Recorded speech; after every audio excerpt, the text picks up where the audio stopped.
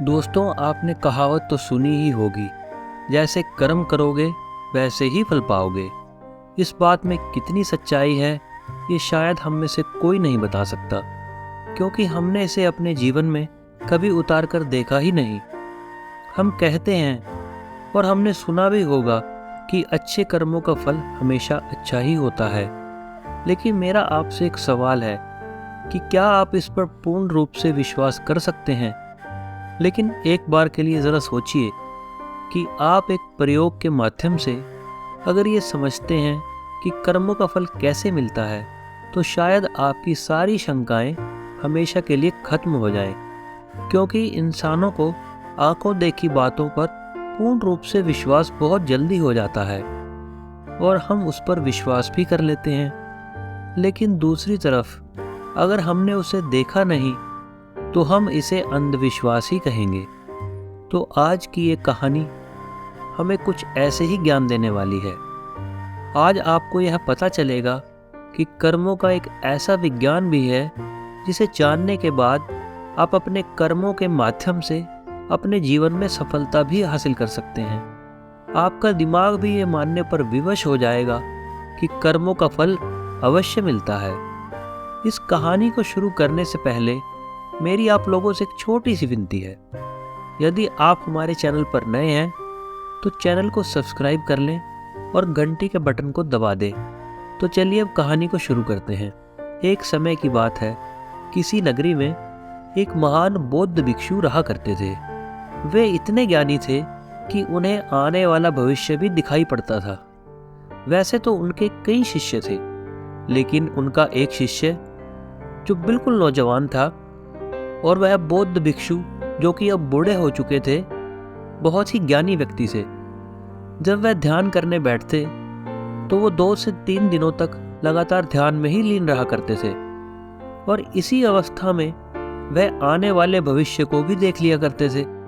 एक दिन की बात है, बौद्ध भिक्षु ध्यान में बैठे हुए थे। तभी उन्होंने देखा कि आज से 10वें दिन उनका वह युवा शिष्य मृत्यु को प्राप्त हो जाएगा। यह भविष्य देखकर वह बौद्ध भिक्षु ध्यान से बाहर आए और उन्होंने तुरंत ही अपने उस युवा शिष्य को अपने पास बुलाया और उससे पहले की तरह ही प्रेम से कहा, आज मैं तुम्हें अगले 9 दिनों के लिए छुट्टी दे रहा हूँ। इन 9 दिनों में तुम अपने घर जाओ और वहाँ पर सभी के साथ रहकर आओ। तुम सभी से अच्छे से मुलाकात कर लेना, सभी को प्यार देना। शिष्य ने जब अपने गुरु के मुख से बातें सुनी तो वो खुशी से उछल पड़ा। उसने अपने गुरुवर से कहा, हे गुरुदेव, आपको ये कैसे पता चला कि मेरा मन अपने परिवार वालों से मिलने को कर रहा है? कहीं आप मुझे सजा तो नहीं दे रहे? इस पर वो बौद्ध भिक्षु अपने शिष्य से कहते हैं, नहीं वत्स, मैं तुम्हें सच कह रहा हूँ। तुम इन 9 दिनों में अपने घर पर रहकर सभी से मिलकर आओ, लेकिन मेरी बस एक बात ध्यान रखना कि तुम्हें 10वें दिन शाम होने तक यहाँ वापस आना होगा। उस शिष्य ने हाँ में सर हिलाते हुए कहा, ठीक है गुरुदेव, मैं 10वें दिन यहाँ पर शाम तक वापस आ जाऊँगा। लेकिन आप भी अपना ख्याल रखिएगा, क्योंकि अब आप बूढ़े हो चुके हैं और आश्रम का यदि कोई काम हो तो आप मेरे आने तक इंतज़ार कीजिएगा, उसे मेरे लिए छोड़ दीजिएगा। मैं अपने घर से वापस आकर उन सभी कर्मों को समय पर पूरा कर दूंगा। इसके बाद शिष्य अपने गुरुवर से आज्ञा लेता है और अपने घर की ओर प्रस्थान करता है। लेकिन उस शिष्य ने एक बार भी मुड़कर ये नहीं देखा कि गुरु की आंखों में अपने प्रिय शिष्य को खोने का कितना दर्द था। उस युवा शिष्य के घर के रास्ते में एक नदी पड़ती थी। उस नदी के किनारे चींटियों के बहुत सारे टीले बने हुए थे। यहाँ लाखों चींटियां रहती थी। उनमें से कुछ चींटियां लगातार टीले के अंदर जा रही थी और वहीं पर कुछ चींटियां उस टीले से बाहर आ रही थी, जिसमें से कुछ चींटियां एक दूसरे से टकराकर अपना रास्ता बदल लिया करती थी। ये सब देख उस शिष्य को बड़ा ही आनंद मिल रहा था। वह कुछ देर वहीं पर खड़ा होकर उन चींटियों का ये सारा कार्यक्रम देख रहा था। तभी अचानक उस शिष्य का ध्यान नदी की ओर गया। और उसने देखा कि नदी का पानी अब धीरे धीरे बढ़ रहा है, जिससे नदी से आने वाली लहरें चींटियों के उन टीलों के पास कभी भी पहुंच सकती हैं। और जब वह लहरें उन चींटियों के टीलों के पास पहुंचेंगी तो बेवजह ही लाखों चींटियां उस पानी में बह जाएंगी और वो लाखों चींटियां मारी जाएंगी। जैसे ही उस भिक्षु के मन में ये ख्याल आया, उसने तुरंत ही अपने ऊपर पहना हुआ कपड़ा उतारा और उस कपड़े के माध्यम से उस भिक्षु ने चींटियों के उन टीलों को चारों ओर एक गहरा गड्ढा बना दिया और बड़े ही कलात्मक ढंग से उस गड्ढे से एक नाली का निर्माण किया, जो नाली सीधे वापस नदी में जाकर मिलती थी, ताकि जब भी लहरें उन चींटियों के टीलों के पास पहुंचने की कोशिश करें तो उन लहरों द्वारा आने वाला पानी वापस उस गड्ढे के द्वारा, उस नाली के द्वारा वापस जाकर नदी में मिल जाए। उसके बाद भिक्षु अपने घर की ओर चल पड़ा। अपने घर पर पहुंचने के बाद वह अपने घर वालों से मिला और घर पर रहते हुए 9 दिन कब बीत गए उसे पता ही नहीं चला। और तभी उसे याद आया कि उसे कल तक वापस गुरु के आश्रम में लौटना होगा, जैसा कि उसके गुरुवर ने उसे आदेश दिया था। उसने अगली सुबह ही आश्रम के लौटने के लिए तैयारी शुरू कर दी और जैसे ही सूरज की रोशनी दिखाई देने लगी, वो आश्रम की ओर निकल पड़ा। उसे उम्मीद थी कि शाम तक वह आश्रम पहुंच जाएगा। धीरे धीरे चलते चलते शाम भी हो चुकी थी। यहाँ गुरुदेव आश्रम में बैठे बैठे ये सोच रहे थे कि आज तो 10वां दिन है और जैसा कि मैंने उसका भविष्य देखा था, 10वें दिन वो मृत्यु को प्राप्त हो जाएगा और अब तक शायद वो मृत्यु को प्राप्त भी हो चुका होगा। इस बात को लेकर वो बहुत दुखी थे, तो मरने से पहले आखिरी बार अपने उस प्रिय शिष्य को देखना चाहते थे। वो ये सोच रहे थे कि कम से कम आखिरी बार ही सही मैंने अपने प्रिय शिष्य का मुख तो देख लिया होता। वो चिंता में बैठे हुए थे और ये सब सोच रहे थे। तभी अचानक दूर से उन्हें कोई आता हुआ दिखाई पड़ा। उन्होंने बड़े ही गौर से देखने की कोशिश की और जब उन्होंने देखा तो वो चौंक गए। उन्होंने देखा कि उनका शिष्य वापस आश्रम आ रहा है। गुरु से रहा नहीं गया, वे तुरंत अपने आसन से उठे और बाहर जाकर अपने शिष्य को गले से लगा लिया। लेकिन अभी भी वे अचंभित थे कि आज 10वां दिन होने के बाद भी उनका शिष्य जीवित कैसे है।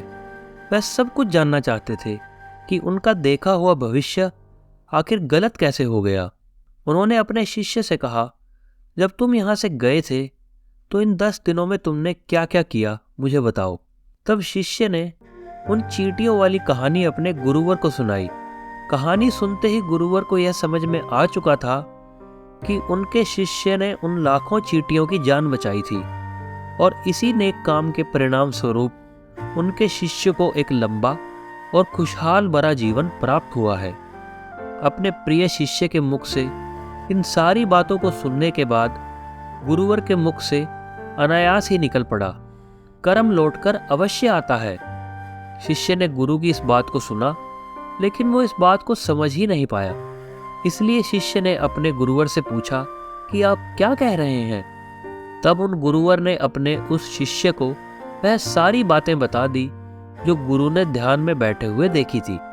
उस शिष्य ने वो सारी बातें सुनी तो उसके मन में एक सवाल आया।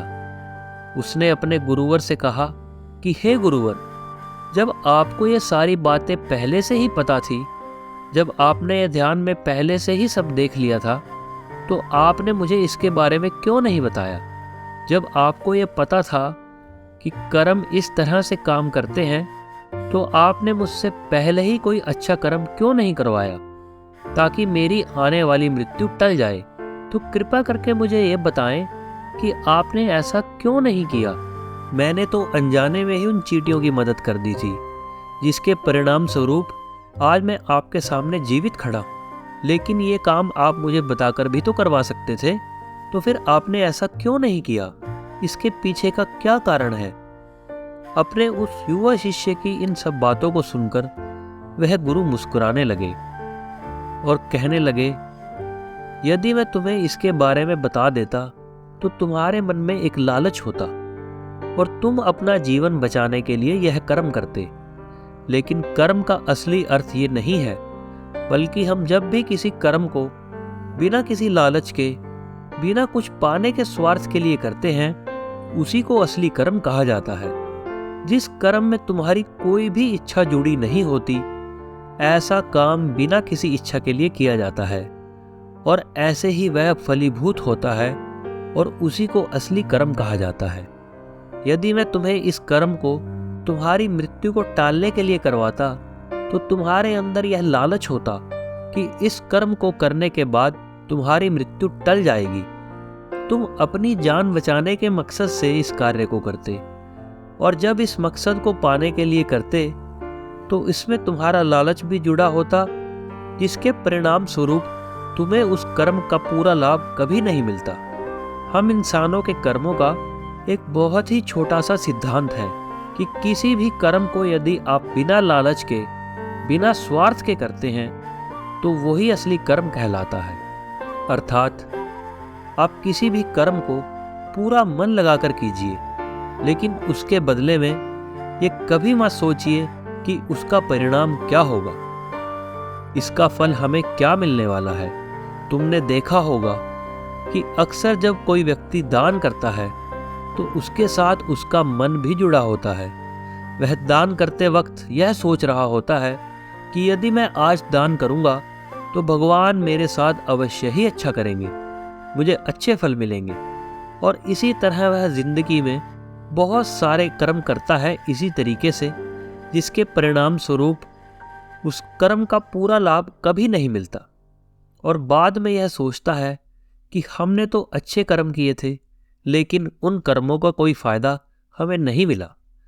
कर्मों का सिद्धांत एक मिथ्या है, झूठ है। जरा आप खुद एक बार के लिए सोचिए, जब आप किसी मंदिर में जाते हैं तो अपने मन में कुछ न कुछ पाने की इच्छा अवश्य रहती है। आप सोचते हैं कि यदि आज मैं भगवान के सामने हाथ रख के ये मांग लूँगा तो मुझे अवश्य मिलेगा। आज मैं भगवान की पूजा करूँगा तो इसका फल मुझे अवश्य ही अच्छा मिलेगा। जब आप मंदिर के अंदर जाते हैं, प्रार्थना करते हैं, अपने हाथों को जोड़ते हैं, आंखें बंद करके भगवान को ध्यान करने की बजाय आपके मन में इन इच्छाओं का ध्यान रहता है, तो क्या आपकी ये प्रार्थना स्वीकार होती है?